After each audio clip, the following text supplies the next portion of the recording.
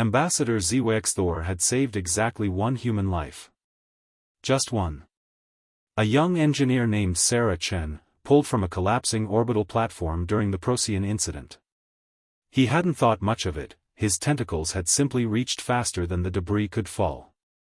3 years had passed, and he'd almost forgotten the encounter entirely. Then the humans came to repay their debt. SpaceOper watched in bewilderment as the first cargo vessels arrived at his homeworld of Qualix Prime. Then came more. And more. Within a standard week, human ships formed a metal constellation around his planet, their numbers defying rational explanation. Ambassador, his aide chirped nervously, they're requesting permission to land. All of them. How many? SpaceOper's vocal sacs trembled. 3,417 vessels, sir. They say they're here to help with the drought crisis.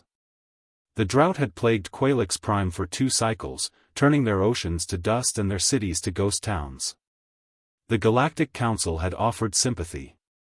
The Confederacy had sent thoughts and prayers. The merchant guilds had proposed loans with devastating interest rates. But the humans? The humans brought solutions. They descended like a controlled storm. Engineers, hydrologists, atmospheric specialists, xenobotanists, Sarah Chen had apparently told her entire species about the alien who'd saved her life. Within hours, massive atmospheric processors dotted the landscape, pulling moisture from deep underground reservoirs the Qualix had never known existed. Orbital mirrors redirected solar radiation. Experimental terraforming drones seeded the clouds. This is too much, SpaceOper protested when Sarah herself appeared at his embassy. I saved one life. One. Sarah smiled, that peculiar human expression that showed teeth, a gesture SpaceOper had learned meant friendliness, not aggression.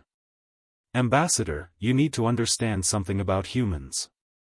We don't calculate debts mathematically. You saved one of us, which means you cared about humanity. And when someone cares about us?